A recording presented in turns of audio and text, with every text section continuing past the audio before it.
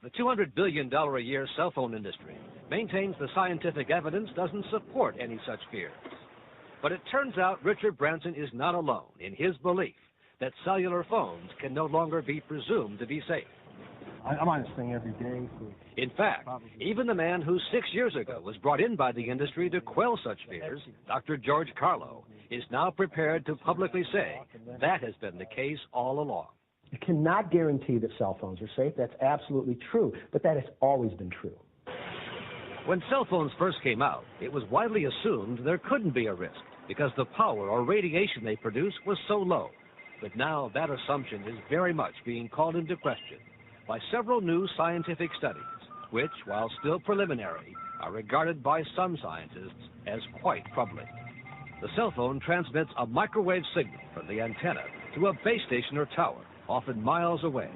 The farther away from the tower, or if the phone is inside a building or a car, the more power this phone is told by the tower to send out to make or keep the connection. Depending on how close the cell phone antenna is, as much as 60% of the microwave radiation is absorbed by and actually penetrates the area around the head, some reaching 1 inch to 1.5 inches into the brain. And if I hold it to my head like this, there is no way that I can avoid getting a sizable amount of that energy in my head and my hand. Dr. Ross Eady at the University of California, Riverside is widely regarded as one of, if not the most respected scientist in the field, a man who has worked for industry and government for decades studying microwave radiation. This is the first generation that has put relatively high-powered transmitters against the head, day after day after day.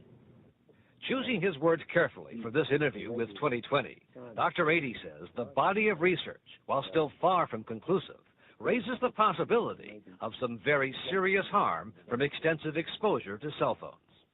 The picture that's emerging is that over the lifetime of the individual, you may see changes that could be considered health effects or potential health risks, including leukemia and brain tumors. Those are scary words. Brain tumors, leukemia.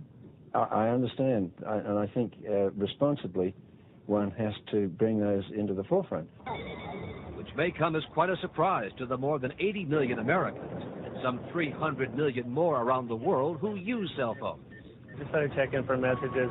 And who heard similar concerns 6 years ago, dismissed as unfounded.